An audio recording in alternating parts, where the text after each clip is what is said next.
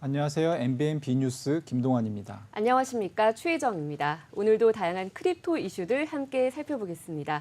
먼저 오늘의 첫 번째 주제는 금융정보분석원의 자금 세탁 방지 의무 이행 여부를 검사한 결과와 관련된 내용을 살펴보겠습니다. 김형석 MBN 전문위원 모셨습니다. 어서 오세요. 네, 안녕하세요. 네, 먼저 오늘 첫 번째 주제인데요. 금융정보분석원이 일부 디지털 자산 사업사를 대상으로 자금 세탁 방지 의무 이행 여부를 검사한 결과 미흡한 점이 다소 발견이 됐다고 합니다. 먼저 구체적으로 어떤 사례들이 있었나요? 일단은 이 금융정보분석원에서 크게 이 가상자산 사업자를 대상으로 강조를 하는 부분이 크게 세 가지가 있습니다. 첫 번째가 시세 조작하지 마, 두 번째가 테러 자금 조달하는 데 도움 주지 마, 그리고 마지막으로 자금 세탁 방지하는 데 도움을 주지 마라라는 그 세 가지로 구분할 수가 있는데, 이 중에서 가장 중요한 게 이 자금 세탁 방지에 있어서 그 어떤 사람에게도 유리하면 안 된다라는 부분이 가장 큰 핵심이라고 볼 수가 있습니다. 네. 다만 이번 디지털 자산 사업자를 대상으로 조사를 한 바에 있어서 미흡한 점이 좀 많이 발견이 되었어요. 네. 대표적인 사례가 이 고객 정보를 관리하는 데 있어서 그 시스템 상에 이 다수 고객의 연락처와 주소가 누락된 사례가 발견이 되었고요. 네. 그리고 또 거래하는 목적이라든지 자금 출처를 기재하는 란에 특수보호가 들어갑니다. 이 특수보호가 들어간다라는 것 자체가 굉장히 좀 큰 문제가 될 수도 있거든요. 그러네요. 왜냐하면 그 시스템 상에는 거래를 한 목적이 뭐가 되는지, 그리고 자금의 출처는 어디서 난 것인지에 대한 내용만 간단 명료하게 들어가야 되는 사안인 겁니다. 네. 여기에 특수보호가 기재가 된다라든지, 혹은 이 잘못된 정보가 기재된다라든지, 이런 사실상 고객 정보를 확인할 수 없는 그런 문제가 발견이 된다라는 겁니다. 마지막으로 이 법인 고객 같은 경우에도 이 거래소의 계정을 또 만들 수가 있어요. 네. 그런 점에 있어서 실제 소유자를 확인하는 게 가장 큰 관건입니다. 이 그렇죠. 부분에 있어서도 1대 주주 대신에 2대 주주가 실제 소유자로 또 기재가 되어 있는 경우 등, 사실은 이 금융정보분석원에서 또 이 조사를 하는데 얼마나 면밀하게 조사를 하겠습니까? 네. 근데 이런 문제점이 계속 발견이 된다. 그리고 지금 특근법이 시행이 된 지가 꽤 많은 시간이 또 지났단 말이에요. 근데 아직까지도 이런 정말 좀 아마추어적인 그런 문제점이 발견된다라는 게 이번 사례에서 굉장히 큰 이슈로 작용을 한 것 같습니다. 이번에 이제 나온 사례들을 저희가 좀 보면 예. 대략 이제 6가지 정도가 있는데 2가지는 이제 실수를 한 것으로 보이고요. 예. 부적정한 어떤 내용들이고, 나머지 4가지는 이제 미흡에 대한 내용이거든요. 그러니까 그렇죠. 사실은 자금 세탁 방지를 하기 위해서 자금 세탁 행위를 걸러낼 수 있는 어떤 역량을 갖추고 그것도 예. 이제 실제 실행을 해야 되는데, 뭐 의심거래 모니터링 미흡이랄지, 뭐 하여튼 위험 평가 미이행이랄지, 가상자산 취급 제한 미흡이랄지, 이런 부분들이 이제 상당히 좀 어떻게 보면 좀 황당하다고 느껴질 수 있는 그런 그렇죠. 네. 부분들이죠. 이러면 어떤 처벌 받게 되나요? 일단은 이 금융정보분석원에서는 고객의 신원 정보를 확인하지 않는다라든지, 혹은 이 정보가 누락되는 경우에 있어서는 3천만 원의 과태료를 부과할 수 있다라고 또 규정을 하고 있습니다. 다만 말씀해주신 것처럼 사실 지금 뭐 밝혀지는 이 각종 뭐 굉장히 많은 오류들이 정말 미흡하거나 실수이거나, 이 디지털 자산을 취급을 하는 이 가상자산 사업자의 경우에 있어서는 사실은 더 이상 실수가 나오면 안 되는 상황이거든요. 왜? 디지털 자산을 거래를 하고 또 거래 지원을 하는 데 있어서 은행권 수준의 어떤 시스템이 나와줘야 된다라는 겁니다. 그 은행권 시스템 정도의 어떤 고도화된 수준을 전제로 해서 이 디지털 자산 기본법이라든지, 아니면 앞으로 향후 뭐 ICO도 풀어주겠다라는 부분에 대해서 좀 적극적으로 정부가 허가를 해주는 방향으로 가닥이 잡히고 있거든요. 네. 사실상 이런 잘못이 계속 누적이 될수록 사실 우리 대한민국에서 이 코인 사업을 진행을 하는 데 있어서 좀 많이 발목 잡는 경우가 될 수도 있겠다라는 그런 분석이 나오고 있습니다. 네, 그리고 또 디지털 자산의 신규 상장과 관련해서도 또 문제가 발견됐다면서요. 예, 이 디지털 자산을 신규로 또 상장을 하는 문제에 있어서 이 거래소가 상장하는 과정에서 이 자금 세탁이라든지 이런 네. 부분에 대해서 위험 평가를 또 진행을 하지 않고 바로 거래를 지원을 했다라는 거죠. 사실 이 자금 세탁 방지에 대해서 면밀한 조사가 이루어지지 않은 채로 상장이 되게 된다면 사실상 이 내부 통제가 이루어지지 않는다라는 겁니다. 그렇게 볼 수 여기에 있죠. 또 네. 얼마나 많은 뭐 이권이 개입을 하고 네. 그런 부분들을 고려를 해봤을 때 특히 요즘 같은 상황에서 신규 상장하는 게 굉장히 또 어려워진 이 시장이지 않습니까? 그렇죠. 그런 부분에 있어서 내부 통제가 안 된다라는 점에 대해서도 이 금융정보분석원이 굉장히 좀 강력하게 대응을 하고 있는 그런 모습을 또 보이고 있습니다. 그렇기 때문에 제가 아까 말씀드렸던 것 중에 이 3천만 원 과태료 부과한 내용이 있지 않습니까? 근데 이 자금 세탁 방지에 대한 위험 평가를 진행하지 않고 신규 상장을 했을 때에는 1억 원을 부과하겠다. 네. 그러니까 아까의 그 방금 전에 말씀드렸던 사안에 비해서 굉장히 더 무거운 사안이라고 또 금융정보분석원이 평가를 내리고 있는 항목이라고 할 수가 이 있습니다. 1억 원을 부과하겠다는 건 앞으로 부과하겠다는 건가요? 일단은 지금 상황에서도 어쨌든 그 뭐 거래소에서 상장을 한 부분에 있어서도 왜 상장을 했는지 그리고 네. 자금 세탁 방지에 대한 어떤 뭐 위험성 평가를 명확하게 가려지지 않으면. 예 네. 왜냐하면 이게 거래소 차원에서 사실 뭐 대응을 한다라고 한다면 이 부분에 있어서 책임 소재가 굉장히 애매해질 수가 있는 부분인 겁니다. 그렇기 때문에 앞으로 부과를 한다라는 면에 있어서는 지금 사실 지금 상황에서도 1억 원 과태료가 부과되어 마땅하지만 이 부분에서 책임 소재를 분명히 좀 더 잘 가려내겠다라는 그런 의지로 보이고 일부 있습니다. 그 중소 거래소들 같은 경우는 수입이 그렇게 많지 않은 것으로 알고 있는데 뭐 예. 상장 한번 잘못했다가 사실 이제 거래소 자체가 문을 닫게 되는 네. 그런 일이 생길 수도 있겠네요. 사실은 또 이 거래소 중에서 중소거래소도 말씀을 해주셨는데 당장의 코인원이라고 하더라도 올 상반기에 영업이익이 7억 원 정도밖에 나지 안 않았습니다. 이런 상황에서 상장 한 건 잘못했을 때 1억 원이다. 7건 잘못하면 그냥 영업이익이 다 없어지는. 그렇죠. 네. 그 밖에 또 다른 문제들이 지적된 게 있습니까? 일단 이 금융정보분석원이 또 조사를 하는 과정에서 드러난 게 이 의심거래 보고 과정에서도 미흡한 점이 다수 또 드러났었고요. 이 거래소가 특근법에 따라서 이 불법 재산이라고 의심이 되는 어떤 합당한 근거가 있는 경우에 그 사실을 지체 없이 이 금융정보분석원에 보고를 해야 합니다. 그리고 이 사업자가 고객의 거래를 지속적으로 모니터링 할 수 있어야 한다라는 그런 어떤 의무사항이 또 부과가 되는 거죠. 다만 지금까지 이 거래소가 사업을 운영을 하는 데 있어서 이런 어떤 내용들이 잘 지켜지지 않았다라는 게 가장 큰 문제로 또 작용을 하고 있는 겁니다. 그렇기 때문에 이 거래소가 자체적으로 마련한 이 의심거래 추출 기준이라든지 이런 부분들이 실제로 의심거래가 발생을 했음에도 불구하고 잡아내지 못했다라는 거죠. 지금 특근법이 시행이 되고 디지털 자산 기본법을 제정도 하고자 노력을 하고 있는 와중에 이런 어떤 의심거래조차도 잡아내지 못하는 특히 일부 거래소 같은 경우에는 그런 어떤 의심거래에 대해서 또 잡아낼 수 있는 시스템을 개발을 했다라고 또 홍보를 하고 있지 않습니까? 근데 사실상 이 금융정보분석원이 분석을 한 결과 그런 경우가 거의 없었다라는 게 제일 큰 문제라는 거죠. 네, 그리고 다음 주 시작되는 국감에서 디지털 자산 시장의 거물들이 증인으로 출석될 것으로 예고가 되어 있는데요. 먼저 두나무 이서구 대표가 증인으로 출석할 때 어떤 내용들이 주로 다뤄질까요? 일단은 이번 국정감사에서 이서구 대표가 네. 또 출석을 해서 가장 뭐 이렇게 핵심적으로 말씀을 드린다라고 한다면 결국엔 테라루나 사태에 대해서 또 이야기를 할 것으로 전망이 되고 있습니다. 일단 이 두나무의 어떤 수수료 수입과 그리고 투자자 보호센터 관련 질의를 또 받을 예정이고요.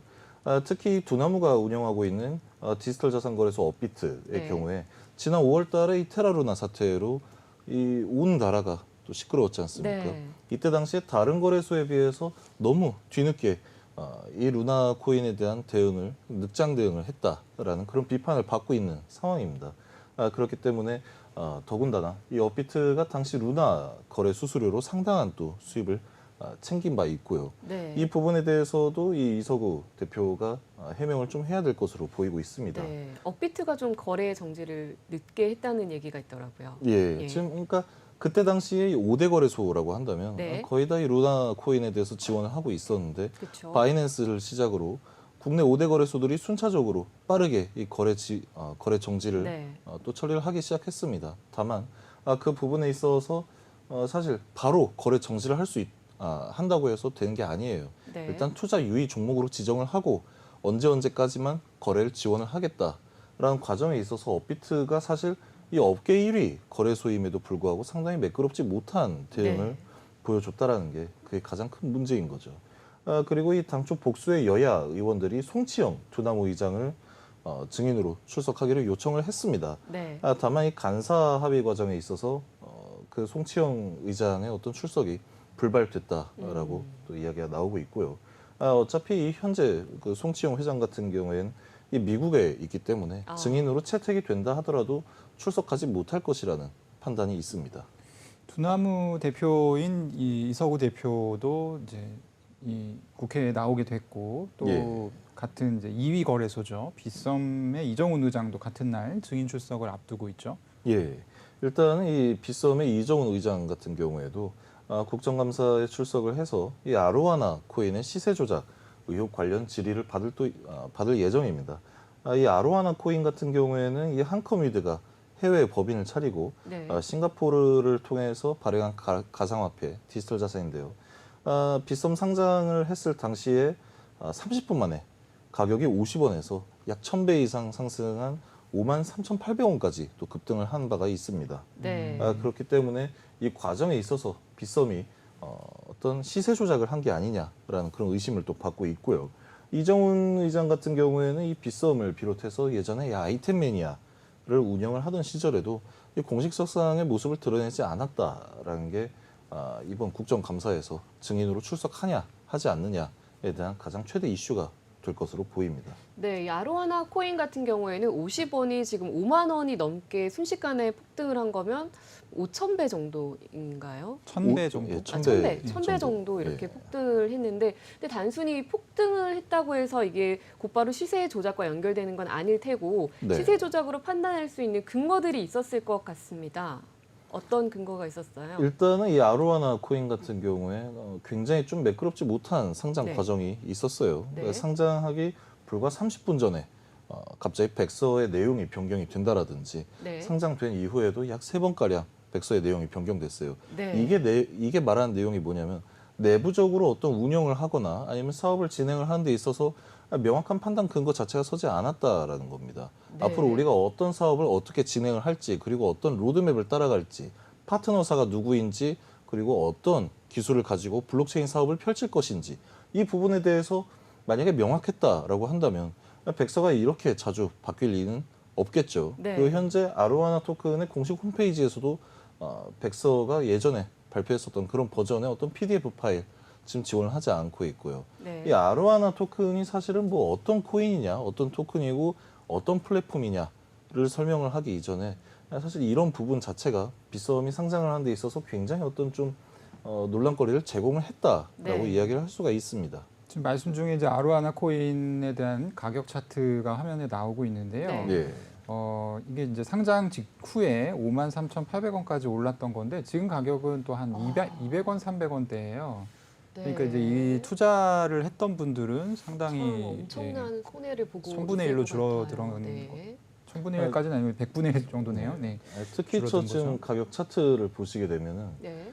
저때 하락을 본격적으로 시작한 이후로 어떤 뭐 탈출구를 제공을 하지 그러네요. 않고 있어요. 반등을 한 번도 예. 주지를 못했네요. 그리고 지금은 약 314원 정도에서 정말 몇 달이 넘는 시간 동안 약 5개월 동안 저 가격을 유지를 하고 있는데 네. 일단 사실상 방치된 상태다라고 그러네요. 네. 판단을 할 수가 있겠죠. 네. 근데 이제 이거 같은 경우는 이게 아무래도 디지털 자산이고 네. 디지털 예. 자산 거래소인 빗썸에서 일어난 일이다 보니까 사실 시세 조작과 관련해서 조사를 들어가면 굉장히 금방 명확하게 밝혀지겠죠. 저 시간대에 누가 샀는지를 확인할 수 있으니까. 그렇죠. 일단은 빗썸 차원에서도 굉장히 좀 많이 답답한 상황이 펼쳐질 수도 있을 것 같다라는 그런 생각입니다. 네. 그리고 또 테라 루나 사태와 관련해서도 다수의 증인들이 출석을 한다고요. 예, 이테라의 밸리데이터 회사인 DSRV랩스의 김지윤 대표가 출석을 할 예정이고요. 출석을 해서 이 테라 루나 폭락 사태에 대해서 책임 여부에 대해 질의를 또 받을 예정입니다.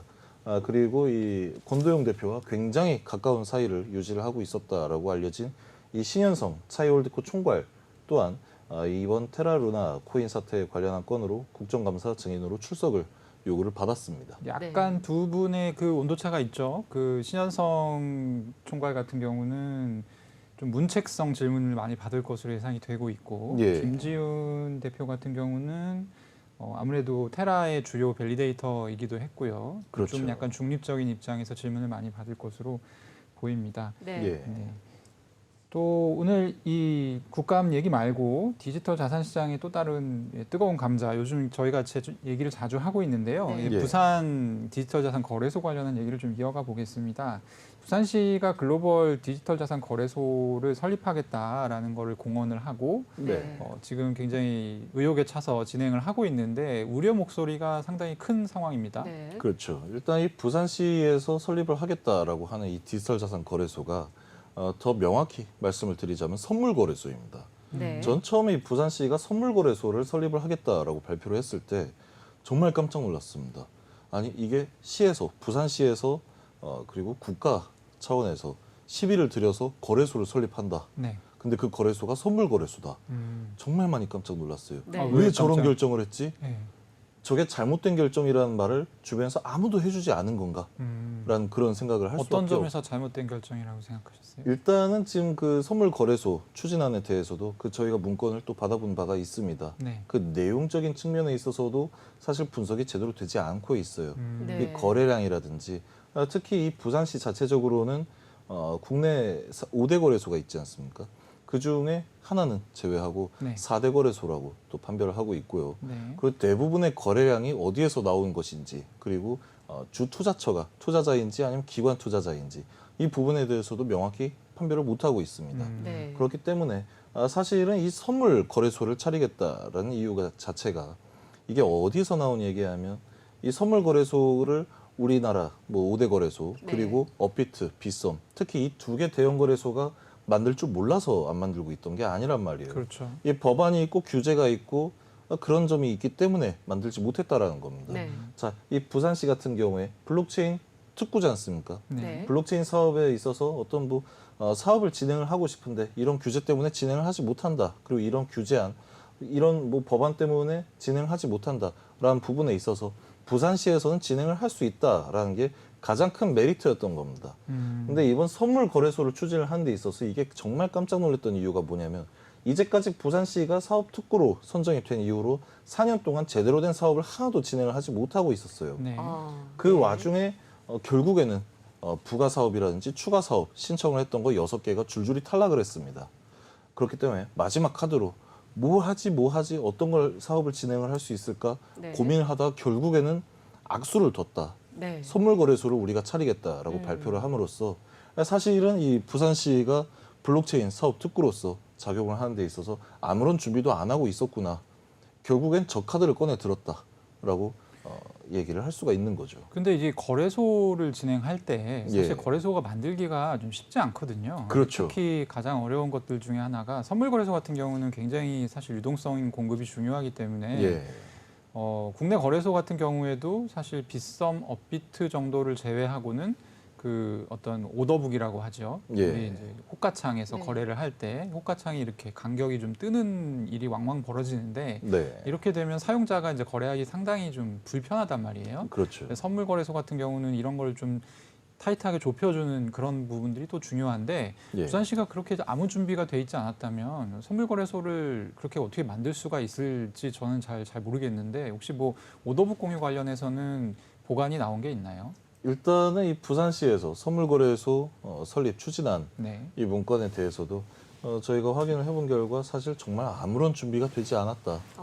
뭐든지 다 추진을 하겠다. 네. 그리고 도움을 구하겠다. 잘하면 된다. 뭐 이런. 잘하면 된다. 잘하자가 점철된 그런 문건이란 말이에요. 네. 여기서 보게 되면 부산시는 분명히 이 국내 5대 거래소의 도움을 받아야 된다라는 점에 대해서는 충분히 인지를 하고 있고 인정도 하고 있습니다. 네. 다만 지금 이 부산시 같은 경우에는 선물 거래소 설립을 하는 데 있어서 어디와 협약을 맺겠다. 그리고 어디에 도움을 받겠다라고 하냐면 FTX라든지 바이낸스, 후오비 글로벌 이런 거래소들의 어떤 도움을 받으면 된다라고 이야기를 하고 있단 말이에요. 네. 그러면은 이 부산시 같은 경우에 특히 이 박형준 부산시장이 최근에 이 장펑차오 이 바이낸스 CEO도 만났죠. 네. 그런 식으로 MOU도 체결을 하고 적극적으로 해외 거래소랑 이야기를 하고 있는 와중에 우리나라 거래소가 뭐가 아쉬워서 도와주겠습니까? 도와줄 이유가 하등 없는 겁니다. 그렇죠. 그 저 부분에 있어서 선물 거래소를 또 설립을 한다라고 한다면 이 청산에 있어서도 분명히 한국 거래소의 어떤 도움을 받아야 돼요. 근데 이 부분에 대해서도 뭐라고 문건에 표시가 되어 있냐라고 한다면 네. 반드시 한국 거래소의 역할이 정말로 중요하다. 그렇기 때문에 우리는 앞으로 한국 거래소에 도움을 요청할 계획이다. 이렇게 적혀 있습니다. 네. 그럼 한국 거래소에서 사실 한국 거래소 입장에서는 굉장히 좀 많이 당황스러울 수밖에 없을 거라고 이게 사실은 선물 거래소를 사용해 보시지 않은 이제 시청자분들이 많이 계실 텐데 네. 왜냐하면 한국에서는 사용할 수가 없거든요. 서비스가 제공되지 않기 때문에 바이낸스나 FTX 같은 해외 거래소를 이용하시는 분들만 아마 사용을 해보셨을 거예요. 근데 이게 오더북을 공유한다는 내용 자체가 예. 사실 이렇게 복수의 거래소들과 또 공유하기가 쉽지 않지 않습니까? 그렇죠. 하나를 골라서 그러니까 가령 예전 같은 경우에 업비트는 이제 비트렉스라고 해서 미국 거래소와 오더북을 공유를 한 적이 있는데 예. 초기에는 그게 이제 안착하는데 시장 안착하는데 도움이 되긴 했습니다. 네, 이런 식으로 지금 MOU만 숫자 늘려가고 있고 이렇다 청사진이 없다라고 예. 하면 이게 좀 잘 될지 좀 의문인데 혹시 이게 타임라인 같은 게 나온 게 있나요? 언제 뭐 시작하겠다. 그 부분에 있어서도 이 부산시가 바이낸스라든지 FTX, 후오비 네. 등과 이 디지털 자산 거래소를 설립한 이후에 오더북을 또 공유한 부분에 있어서 유동성을 또 같이 공급할 계획으로 알려져 있습니다. 네. 그렇기 때문에 이번에 또 바이낸스 CEO와 또 업무 협약을 맺은 것 같고요. 그렇지만 이 특근법 하위 규정을 보게 되면요. 국내 또는 해외에서 인허가를 받고 서로 간 고객 정보를 확인할 수 있는 디지털 자산 사업자와만 오더북을 공유할 수 있도록 그렇죠. 해놨습니다. 네. 그렇게 된다면 사실상 바이낸스라든지 FTX, 후오비 글로벌과 어떤 방법으로 이 고객 정보를 서로 확인을 시켜줄 것인지 이 부분에 있어서는 서로가 굉장히 민감해지는 문제란 말이에요. 그렇죠. 일단 대한민국 같은 경우에는 이 부산시가 금융위원회와도 원활한 소통이 되지 않고 있어요. 네. 거래소 설립하는 데 있어서. 그럼 바이낸스, FTX, 장펑차오가 직접 이 부분에 대해서 컨트롤을 한다 하더라도 이 고객 정보를 서로 또 확인시켜주는 부분이 굉장히 큰 부담으로 다가올 수 있다라는 겁니다. 그렇죠. 그리고 이 바이낸스와 FTX가 결정적으로 어떤 게 가장 큰 문제냐면 이 대한민국에 정식으로 가상자산 사업자 신고를 하지 않았다라는 점이 네. 제일 큰 문제인 겁니다. 네, 네. 그럼 애초에 오더북이라든지 뭐 고객 정보 교류가 전혀 이루어질 수가 없는 거예요. 그렇죠. 이루어진다 하더라도 그 부분이 인정이 되어서 이 거래소로 또 인가를 받기가 굉장히 까다로워지는 부분인 겁니다. 그렇기 때문에 이 금융당국 관계자도 바이낸스처럼 본점의 소재지가 도대체 어디 있는지도 명확하지 않는 이런 사업자와는 오더북 공유가 금지된다라고 한 만큼 정말 부산시가 이런 간단한 문제에 있어서도 확인하지 않고 지금 사업을 추진하고 있는 것인가 라는 그런 부분에 대해서 좀 비판을 많이 받고 있는 거죠. 이 어쨌든 저는 개인적으로는 예. 선물 거래소와 선물 투자 서비스를 국내 투자자들도 좀 사용할 수 있어야 된다고 생각을 하고는 있거든요. 근데 예. 말씀하신 것처럼 전문위원님 말씀하신 것처럼 아직 여건 제반 여건 같은 것들이 갖춰져 있지 않은 상태고 그런 상태에서 부산시가 약간 이제 무대포스러운 그런 진행을 하고 있는 건데요. 국내 거래소들 아까 잠깐 말씀하셨습니다만 국내 거래소들도 사실 저게 돈이 된다라는 거는 너무 잘 알고 있었을 거고 그렇죠. 너무너무 하고 싶었을 거예요. 예. 국내 거래소들은 또 어떤 반응인가요? 일단 국내 거래소 같은 경우에는 사실 부산시가 뭘 만들겠다, 선물 거래소를 뭐 설립을 하겠다라는 부분에 있어서 거의 반응을 내놓지 않는 상태인 겁니다. 이 선물 거래소 자체가 굉장히 또 민감한 문제이기 때문에 반응을 내놓지 않는다라기보다는 사실 거래소 입장에서 지금 국정감사도 앞두고 있고 네. 세상에 이 부산시까지 우리가 신경을 써야 되냐라는 취지로 또 이해가 될 수 있거든요. 네. 특히나 아까 말씀해 주신 것처럼 이 대한민국의 국민이라든지 아니면 투자자 같은 경우에도 이 선물 거래소를 좀 이용해 보는 경험이 있어야 되지 않을까라고 생각을 하고 있는데 사실은 이미 해외 거래소를 이용을 하려면 또 이용을 하는 또 투자자들이 굉장히 많이 생겨나고 있죠. 그렇기 때문에 모든 면을 좀 통틀어서 봤을 때 부산시가 설립하겠다라고 하는 이 선물 거래소가 과연 시장성이 있을 것인가? 네. 과연 이 국비와 시비를 들여서라도 설립할 이유가 있는 그런 사업인가에 대해서는 좀 많이 생각을 해봐야 된다라고 생각을 하고 있습니다. 네, 잘 알겠습니다. 오늘 크립토 이슈 첫 번째 시간에는 금융정보분석원의 자금 세탁 방지 의무 이행 여부를 조사한 결과와 또 그리고 부산시의 디지털 자산 거래소 설립 추진 내용에 관한 이야기 나눠봤습니다. 네, 오늘 말씀 감사드립니다. 네, 감사합니다.